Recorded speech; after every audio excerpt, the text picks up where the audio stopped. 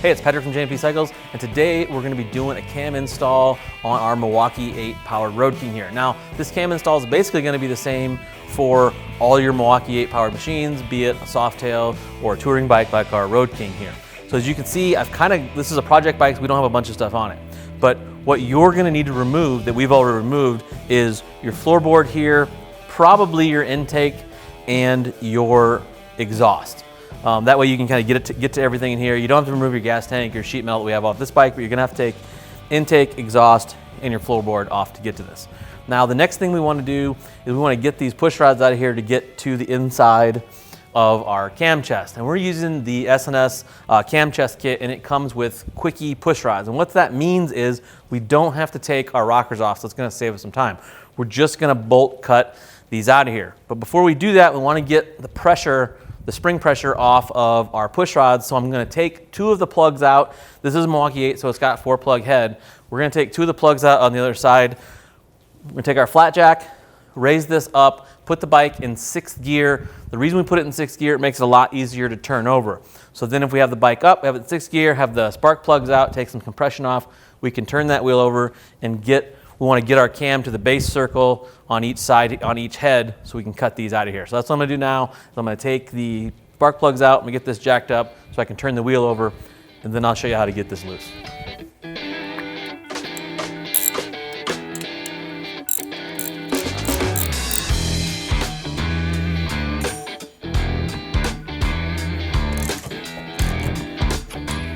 Okay, so now we have to get our push rods out of here. We're going to pull these little covers off and slide these up so we can get to the actual push rods. And you need a paper clip and a rubber band. Bend the paper clip into a couple double hooks, and you'll see what I'll do with this in a little bit. And then we'll paper hook those push rod tubes, put the rubber band up here to the top, and it'll hold those tubes out of our way because we're actually going to take a bolt cutter, bolt cut these out. We need to get to these so we can put them on the base circle so we can cut them out. So I'm going to go ahead and pull the tubes loose and get them up out of the way with our little paper clip trick there. You'll see these little slots in there. You just pop those off like that. We're not going to reuse these tubes. S&S has their own. So this kind of hangs up there, but see how it falls down? We'll use our little trick to hold those up. But you can kind of press down on the collar and twist out with that piece, and they come right out of there. Okay, so we're trying to get the pressure off of these when we cut them, they don't come shooting out of here. So this is the intake side right here. You can see the intake is on this side, exhaust is on this side. We're gonna wait, we want this to be closing. So that's coming down. That means that valve, the intake valve is closing, and then you're gonna feel the compression. That's why we have the spark plugs out. Compression, and then we're gonna see the exhaust open. Because when compression happens, boom, you get your explosion in your cylinder. Exhaust valve's gonna open to let all the exhaust out. And then we come down and they're both kind of like about to move like that. That's when we know we're on the base circle of the cam. We're gonna cut the front push rods out since they don't have any pressure on them. After we cut the front push rods out, then we're gonna roll the motor over again, feeling the lifters with our fingers in the same procedure that we just watched the push rods go up and down. And that'll mean the rear cylinder is on the base circle and the front is on the overlap, opposite of what we just did, and we'll cut the rear ones out.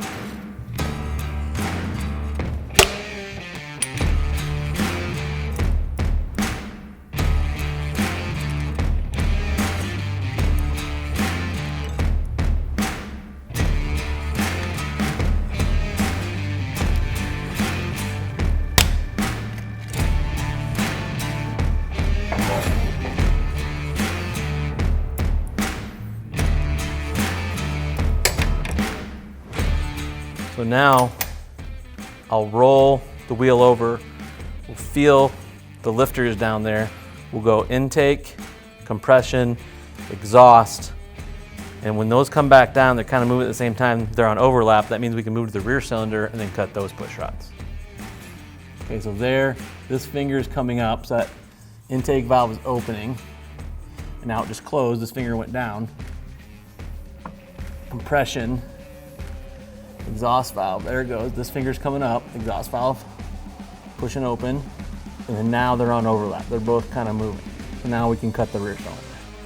Also, this isn't a bad time to get the O-rings out because it's easy to forget.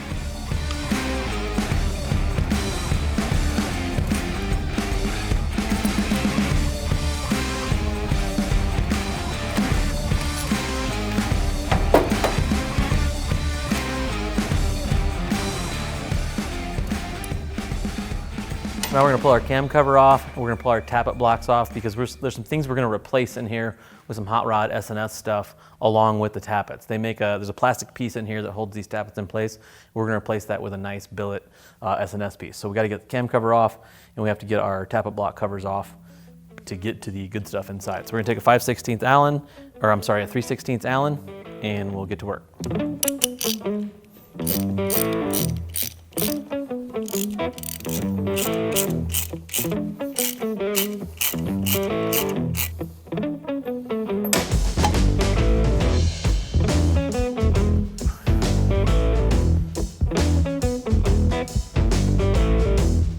Get out the old 3/16 manual Allen.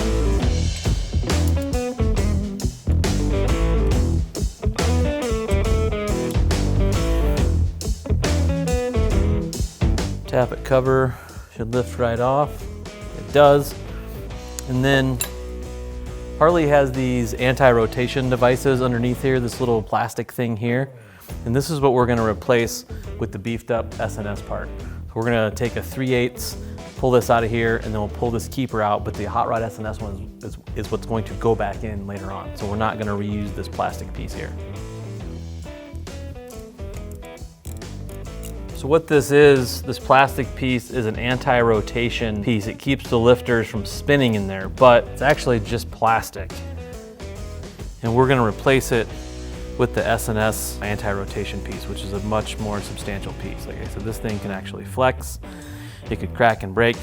S&S makes a lot nicer piece, and they're marked rear and front, so you can't get them mixed up. We're not gonna put these in just yet, because we're gonna replace the tappets too with some better S&S tappets. So we'll end up pulling these out of here. They just slide up and out. There's your lifter, AKA tappet. We'll pull these out. We got our anti-rotation piece off. We'll do the same to the front before we take our cam chest piece out.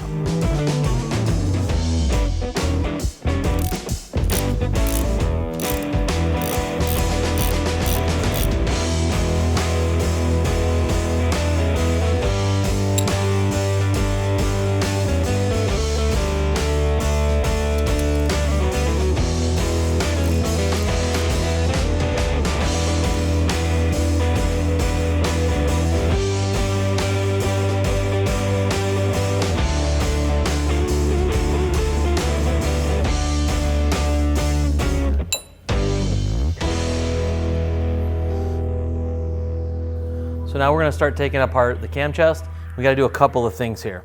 We gotta get the cam sprockets off here, the chain, and then the plate that sits behind it and the oil pump. You can kind of see the oil pump peeking out here. The oil pump's bolted to the plate just like a twin cam. Once we get these sprockets off here, we can take the Allens out of the plate and remove the whole assembly together.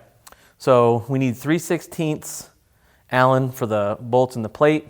We need a T27 for the tensioner. We need a 9/16 for this bolt and a 1/2 for this bolt. But you do need a specialty tool for this, and you need to be able to lock these sprockets with something. Basically, we got to push this in there and wedge these sprockets, so when we go to loosen the bolt, it doesn't turn the motor over. You don't really want to wedge like a piece of metal or something in there. We sell these little tools. I'll put the link in the description. This is just a piece of hard urethane. This one was actually made for a twin cam. I just kind of hacked this up and modified the other side of it to fit this M8. You could buy a new one. You could make whatever you wanted. I wouldn't use wood because it won't be, it's just gonna make a mess. And metal, it's probably, you don't wanna mess up your teeth, but if you got some sort of urethane, you can carve yourself something up. But this is a cheap tool I'll put in the description.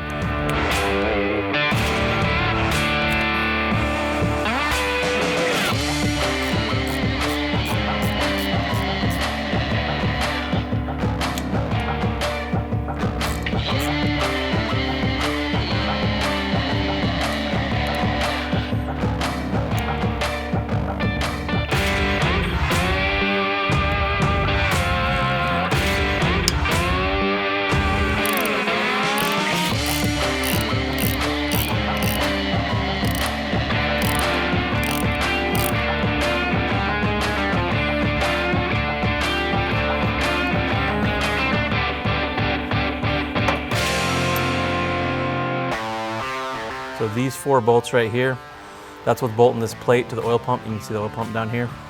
You don't need to take those out. We're gonna do the ones on the outside and pull the oil pump off with the plate.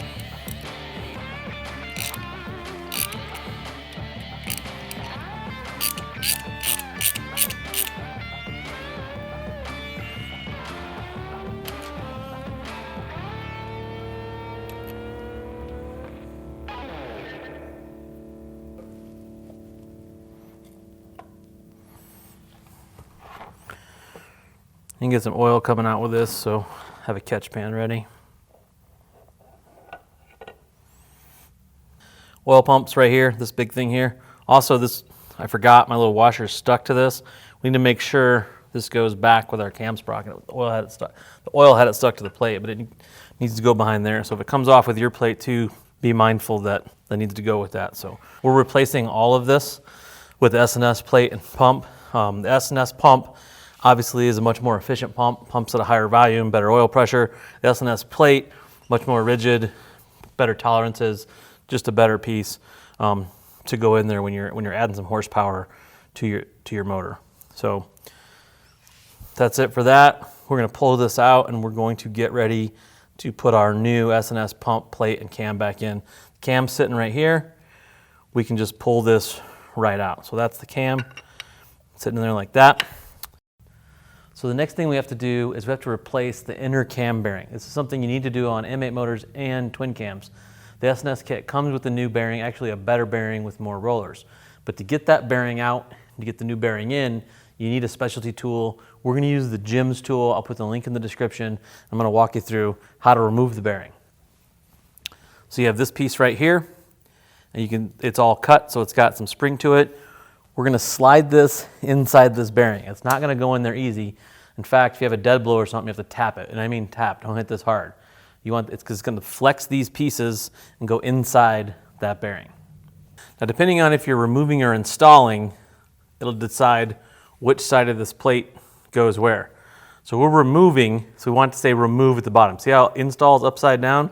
We're removing, so we're gonna have the remove readable at the bottom. Also, the hole has an R. We're using the remove hole, no threads. Install has the threaded hole, there's an I right there. So we have R for remove, we can read remove.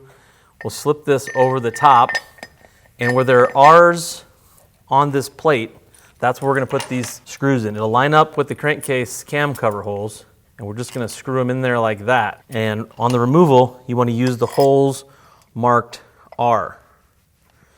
Just run them down hand tight. You don't need to tighten these up with anything. That's why they don't give you anything to use a tool on. It's just these little nice thumb screws.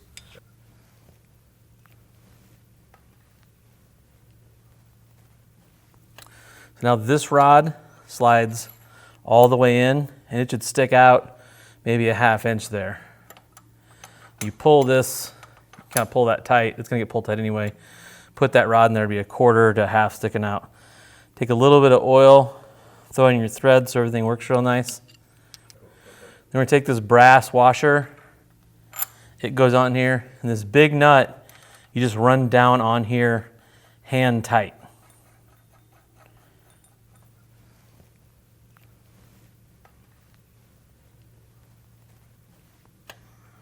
(9/16), and if you got an 1/8" wrench, use it here. Otherwise, a crescent will do the trick.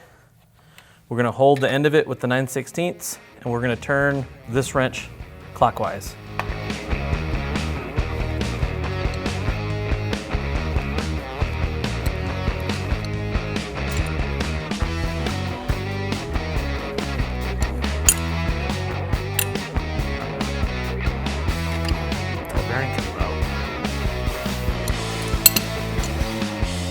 What it's doing is it's pulling that bearing out.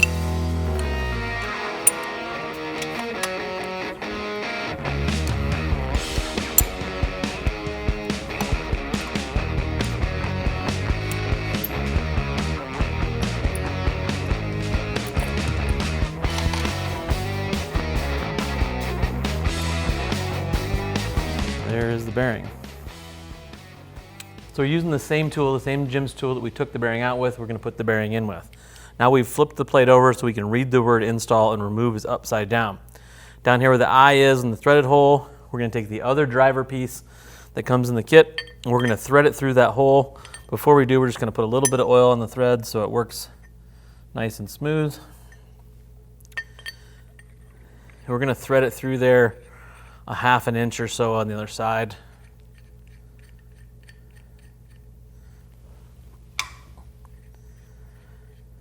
Maybe a little more, maybe 3/4. So then we're on that, have the other side. We have this piece, has threads in it, and a little bit of, you wanna make sure that that O-ring is on there. We're gonna thread it on. We don't want it to bottom out on the plate, so make sure it's through there far enough to thread it all the way down. Then this piece, the actual bearing driver itself, pushes down on there. Now, this is the new S&S bearing. Like I said, it's a better bearing, has more rollers in it. It is directional. You can see on the outside here, it has letters on it. The letters go out, away from the bike. The other side actually has a rounded edge on it. You want that rounded edge going in the bike, and put a little bit of assembly lube on this so it goes in there nice.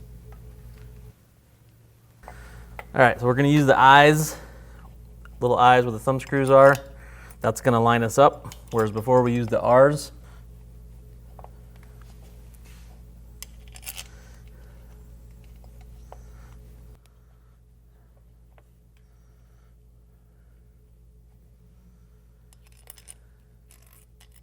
Eyes.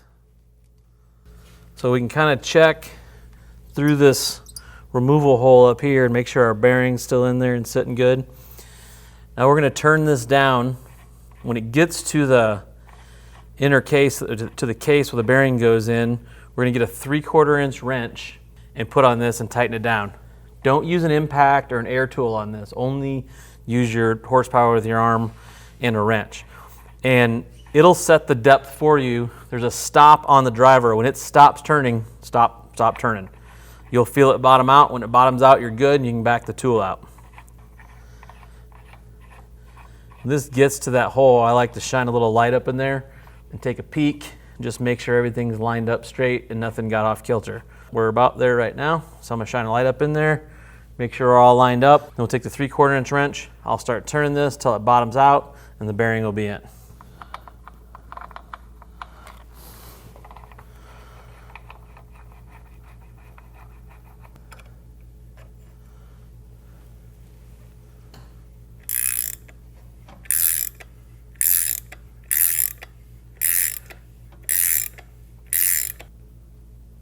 Okay, we're bottomed out there. Take a peek. That looks perfect. So now you want to back the tool out of there. You want to make sure it clears the bearing before you really pull it out. So back the tool, make sure it's out of the bearing. Then we'll take our thumb screws out, pull the tool out. And then the other thing is, we want to make sure these O-rings right here, the old ones, are out. There's 2 down here. There's one for the oil pump, and actually both for the oil pump. Plate's off, O-rings are off. We can put the new oil pump and the new cam in.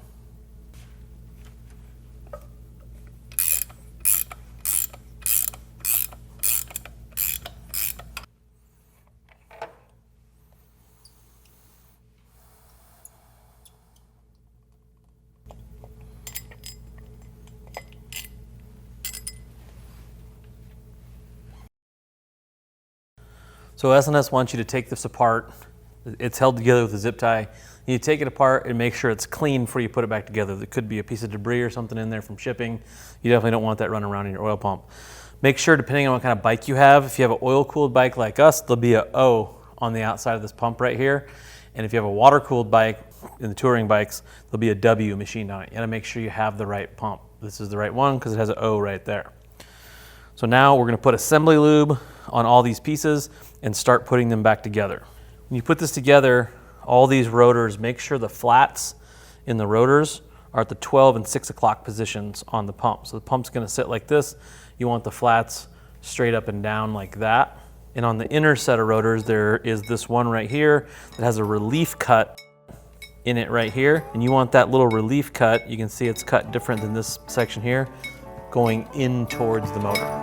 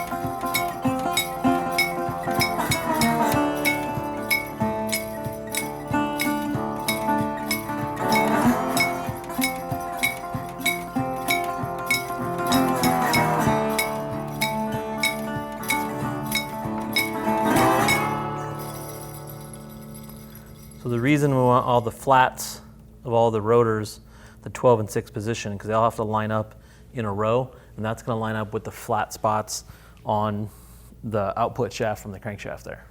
So we're about to put our pump back in here. Our flats are lined up. We have to put our new O-rings in. It comes with 2 O-rings. One is noticeably fatter than the other one. The fatter one goes in here, and the oil pump will get set into it, but you don't want to put it on the pump. You want to put it in the case, then press the oil pump into it.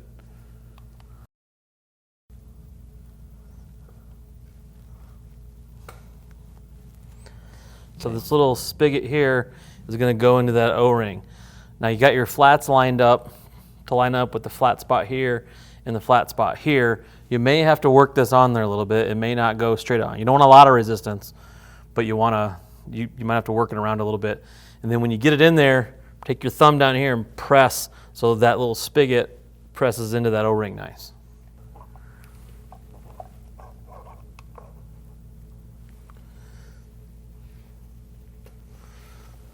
So we're getting ready to put our cam in and our cam plate. Now, it's worth saying you can put a cam in and reuse your stock oil pump and your stock plate. I do not recommend that. It's the same amount of work whether you use your stock oil pump and plate or an aftermarket oil pump and plate, and you're much better off in the long run using a better oil pump and a better plate.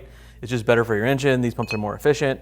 They have pump better volume, tolerance is better, just a better hot rod piece. So that's why we're using this. We're actually using a complete kit from S&S that of course will be in the description, but you can put a cam in with your stock stuff. I just don't recommend it. You're gonna do the work anyway. Why not replace it with quality components? So next thing we're gonna do is we're gonna make sure, we made sure these are very clean, and now we're gonna put assembly lube on our bearing surface in here, on our cam plate here, and here where it slips over the crankshaft and where the cam slips in. We're gonna put our cam in and we're gonna put our plate on. Before we do that, we have one more O-ring to put in. So we got a little bit of oil on that. We're gonna go ahead and put this O-ring in right here. Okay. Then we're gonna lube these up, put our cam in, put our cam plate on, and then we're gonna talk about sequence of what bolts to put where and what sequence to put them in and what to torque them to. Put assembly lube on this. And if this isn't self-explanatory, the end where the sprocket goes on goes out.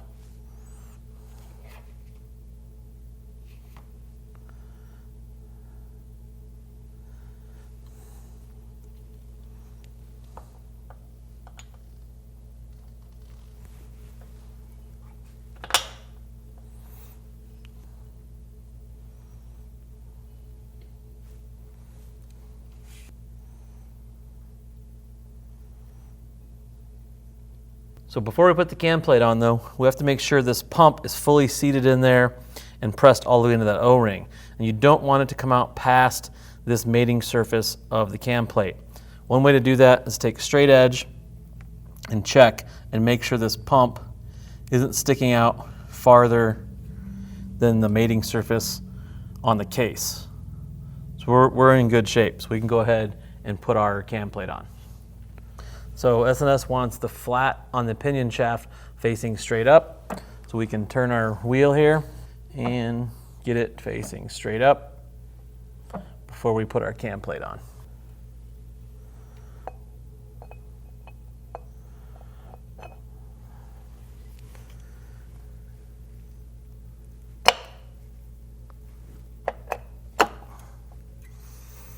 So now we're going to begin the sequence of bolting the plate and the pump down.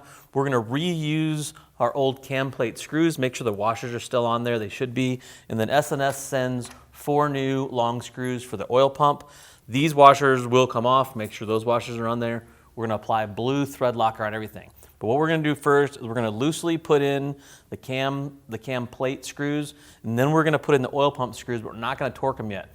We're going to snug them down, and then we're going to go back and snug the outside ones down and torque them to 90 to 120 inch-pounds, not foot-pounds, 90 to 120 inch-pounds.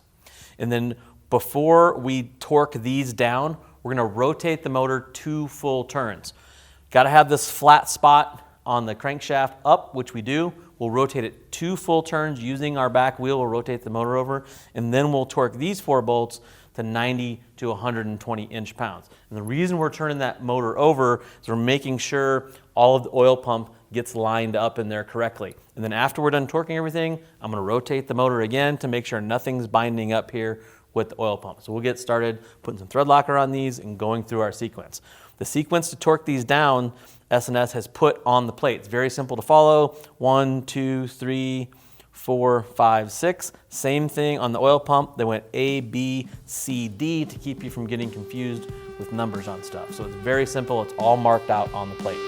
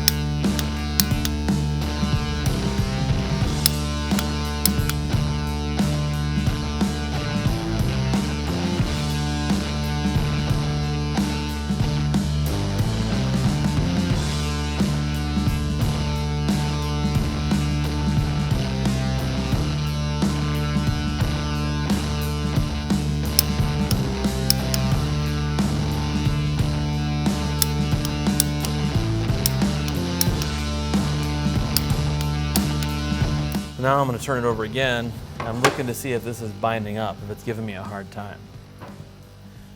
So the next thing we're going to do is check our cam sprocket alignment before we put them on permanent. So we're going to actually install these cam sprockets with no cam chain on it. We're going to put the big spacer that was on here to begin with back on behind our actual cam sprocket.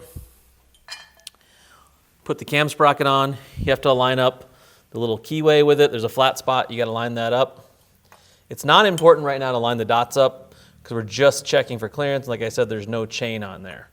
Take the bolt with the big thick washer on it and put it in there. And you can't mess these bolts up because they're different sizes.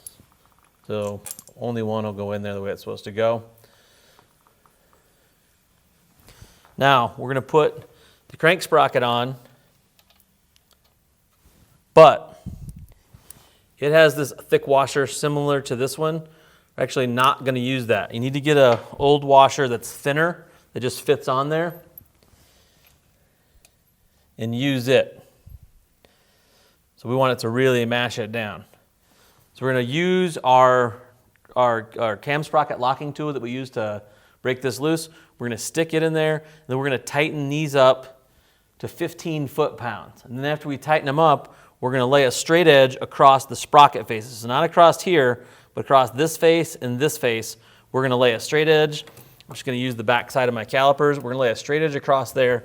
And then if there's any offset, if there's a gap between one and the other, we have to make sure it's within range. And the range is 9 thousandths. 0.009 is the maximum amount of gap we're going to want behind there. After that, we'll take them off. We'll reinstall everything permanent. So now what I have to do is get our sprocket locking tool, tighten these two up to 15 foot-pounds with our small washer on there.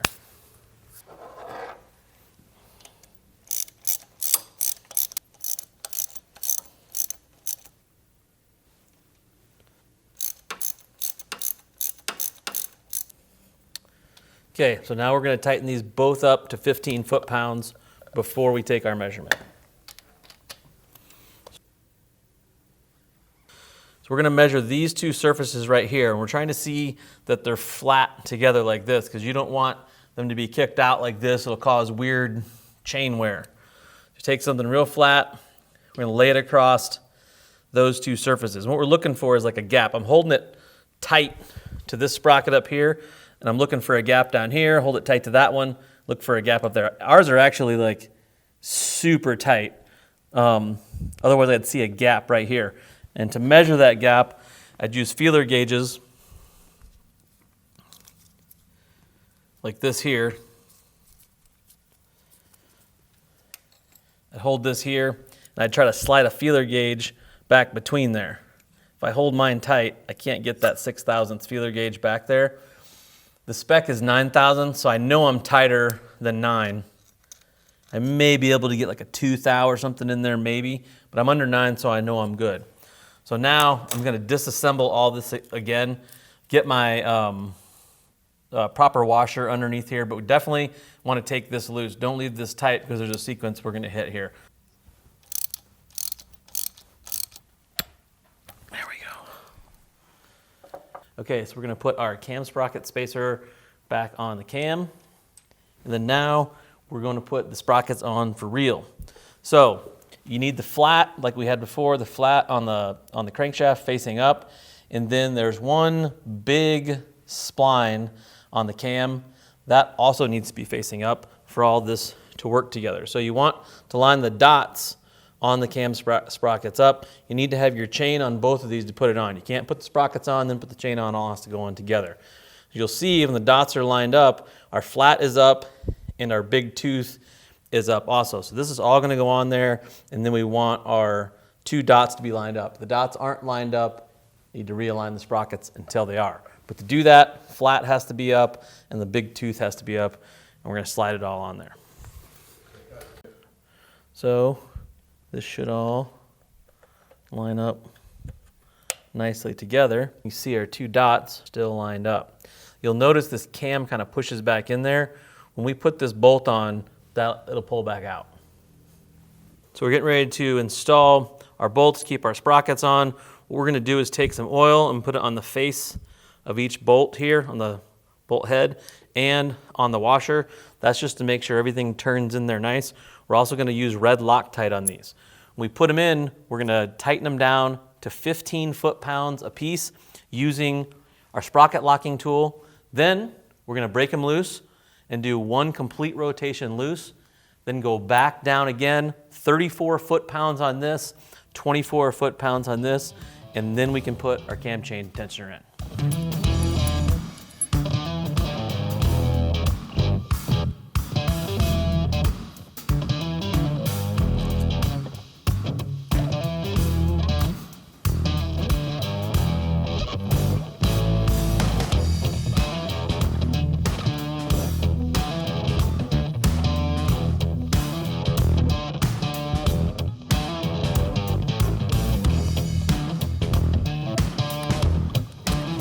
So now that these are torqued to 15 foot-pounds, we're going to loosen them up each 1 full turn, and then we're gonna torque them back again, this one to 34 foot-pounds, and this one to 24 foot-pounds. We'll be done with that, we can install our cam chain tensioner.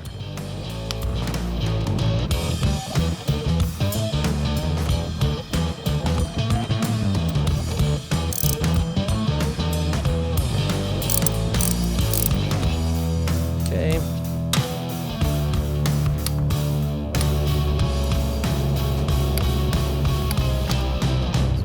Now we're gonna put our cam chain tensioner on there, and it's gonna have a little bit of pressure on it. We'll put these T27s in there. Once we get them started, we'll torque them to 90 to 120 inch-pounds. Again, that's inch-pounds, not foot-pounds, or you're gonna have a bad day.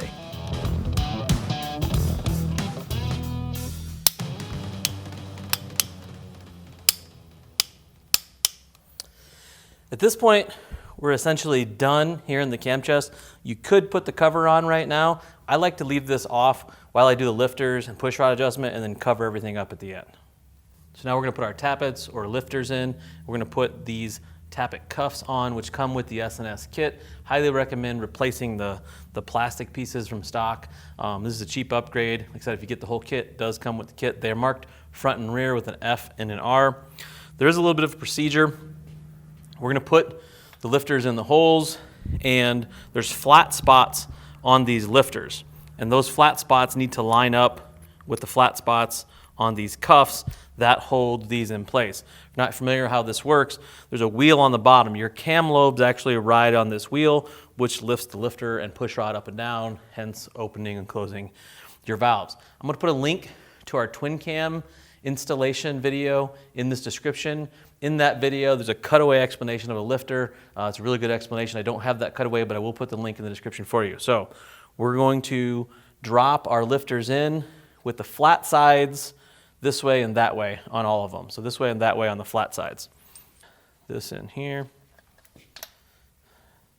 Then this is the front one. I'm just going to lay it on there for right now.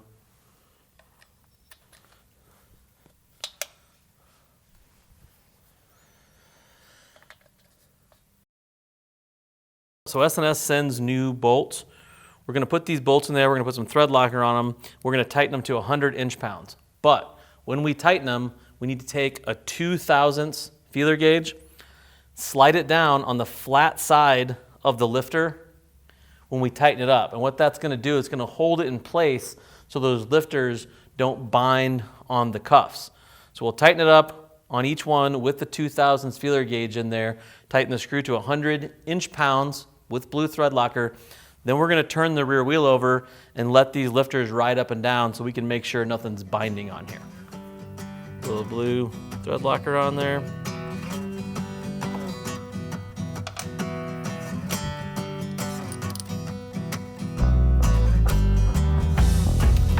Okay, so we got a 3/8.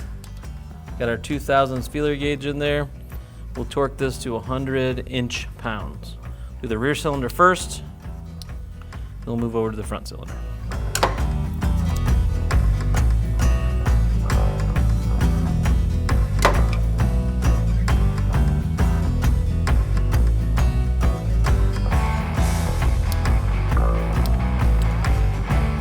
Take our feeler gauge out. We'll rotate that rear wheel to make sure nothing's binding up and everything's working smoothly.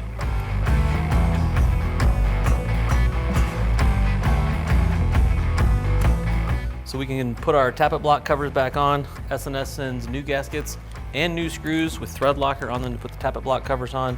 And we're going to torque the tappet block covers to 140 inch-pounds.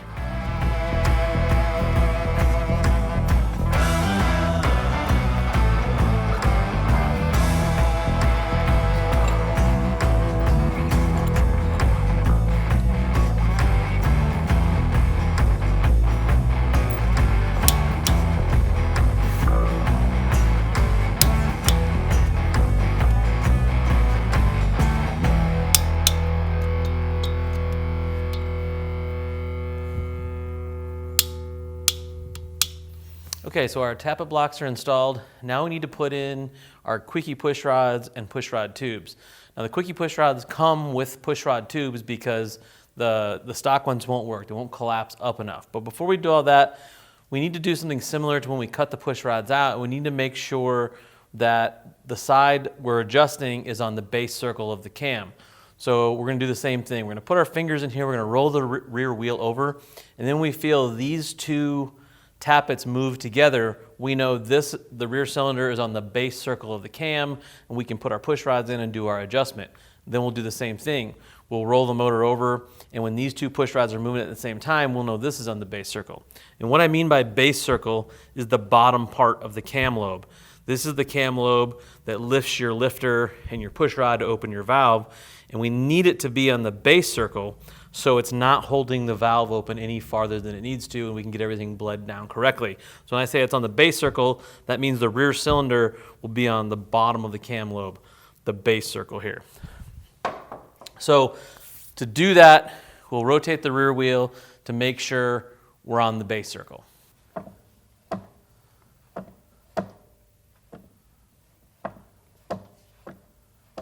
So the push rods, the push rod covers we have to assemble. We're using black because we're going to change some stuff up on our engine. But you're going to get 4 of 3 different kinds of O-rings. The thickest one goes up in there, and it's kind of stepped. So push it all the way up in there.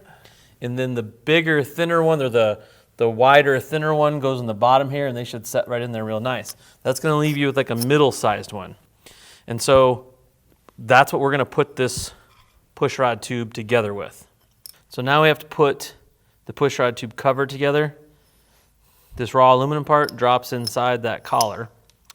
And you're going to have to remove the spring off your old stock push rod tubes. You'll reuse that. And there's a little skinny flat washer that comes with the kit. It goes up against the spring. And our third different sized rubber washer will go there. Then all of this goes into this flared side of the push rod tube. So that goes in like that, and that'll seal that up. So the rubber piece sits on there, that little cap washer sits there, and the spring will hold it all down. And this step piece goes down in your tappet block. When this is all done, it's in the engine. This will be stretched out, and there's another piece which we'll get to at the end that goes in here. But for now, we want that all collapsed like that.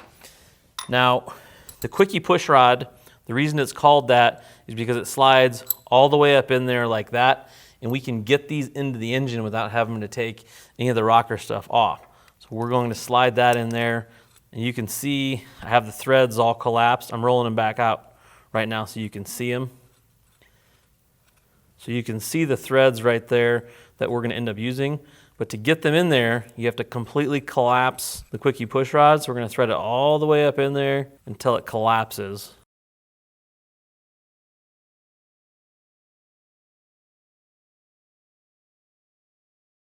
We've got our rubber band paper clip holding our push rod tube up.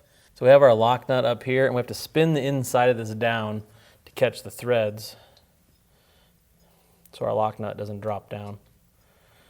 I'll show you. See, the lock nut's going to drop down. So we need to hold on to the top, spin the bottom, so we get our threads back out, and we're going to adjust it to what's called zero lash. What zero lash is, so there's no up and down movement in the push rod. We're just going to thread it down so there's no slack left in the push rod.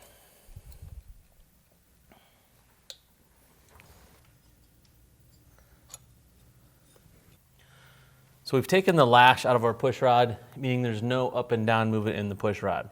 And so these push rods are 32 threads per inch, which means we have to adjust them 20 flats. A flat is one of these flat sides of the adjuster nut on the push rod. So you would turn this 20 flats or 3.5 turns. What that's going to do, it's going to push down into the lifter 100 thousandths, setting it in the middle of the lifter range. Now, in the twin cam video, like I said, there's a really good explanation on a cutaway of a lifter. So that link will be in the description if you want a more detailed description of how the lifter push rod works. We'll put that down there. But what I'm gonna do right now is I'm gonna mark a flat. It just kind of keeps me in the know of which one was the starting point. So these two nuts are 7/16, and you can grab a hold of the actual push rod with a 1/4 inch wrench. So I'm gonna go 3.5 turns or 20 flats. We'll make our adjustment, and then we'll tighten up the lock nut.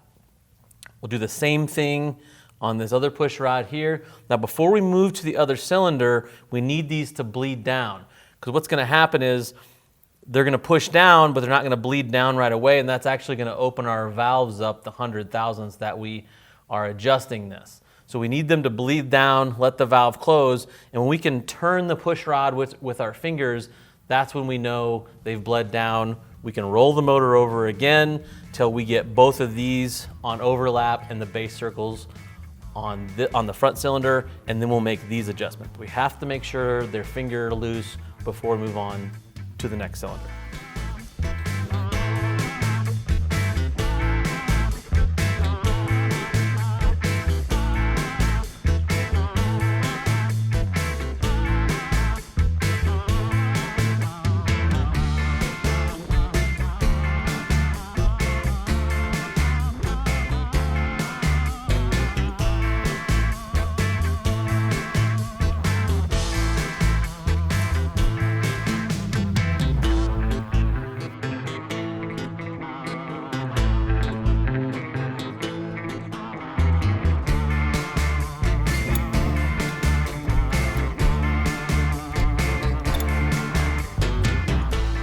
So I can move these with my fingers. I can rotate them back and forth, which means they're bled down enough to move to the front cylinder. So it's the same process. I'm gonna spin this rear wheel over until these are moving at the same time, which means this cam's on overlap, which means this will be on the base circle. And then I'll do the same procedure up here on the front, and then I'll show you how to button up the push rod covers and the cam cover.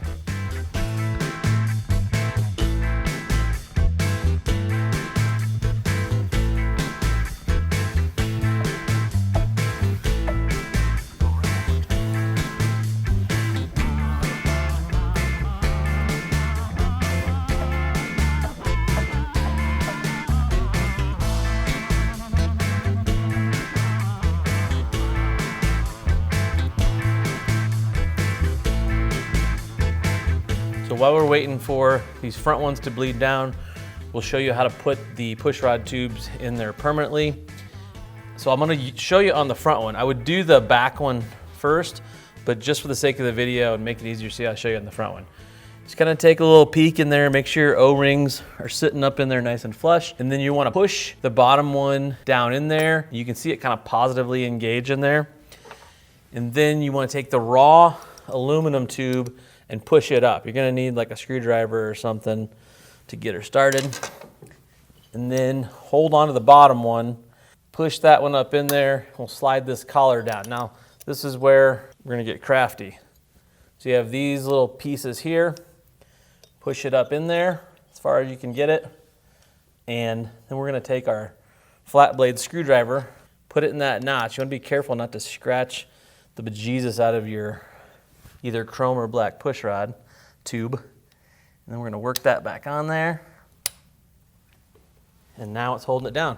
And that is done. Do the same thing on this one. We'll make sure we can spin these with our fingers, finish these push rod tubes up, and then it's on to bolting our cam cover back on.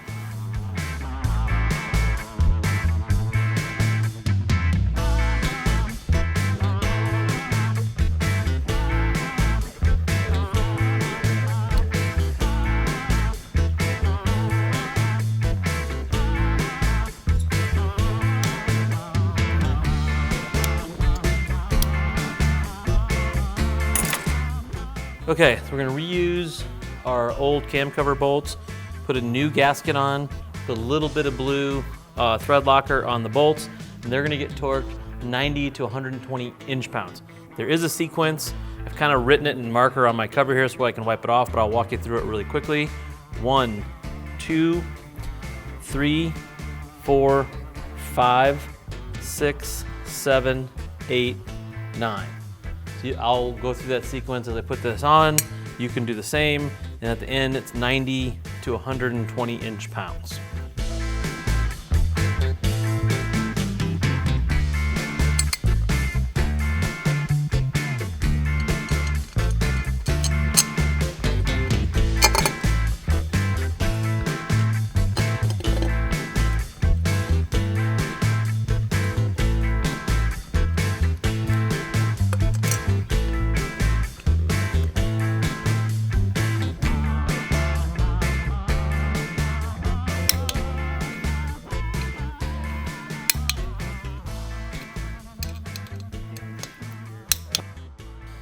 All right, well, it's as simple as that.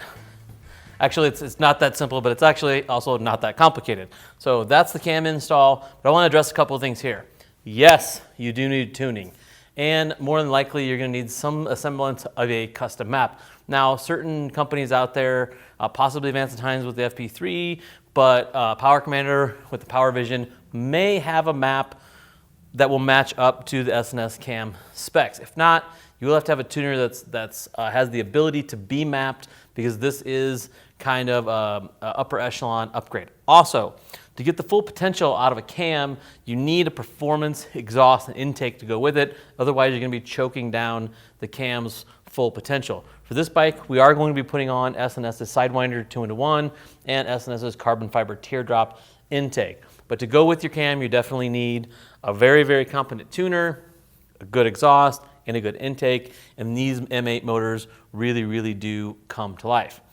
As always, if you have any questions, feel free to drop us a comment. If you like what you see here, tell your friends, subscribe to us, go work on those motorcycles.